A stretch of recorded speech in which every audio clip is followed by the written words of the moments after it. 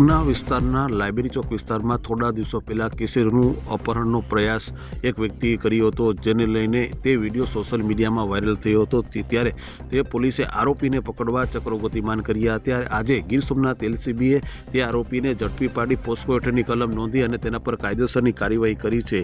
જ્યારે ઉના તાલુકાના દરેક સમાચાર તથા લોકલ સમાચાર જોવા માટે અમારી ઉના ન્યૂઝ ચેનલને સબસ્ક્રાઈબ કરો। આ વિડીયો ફેસબુક આઈડી પર જોતા હોય તો ફોલો કરો। ધન્યવાદ।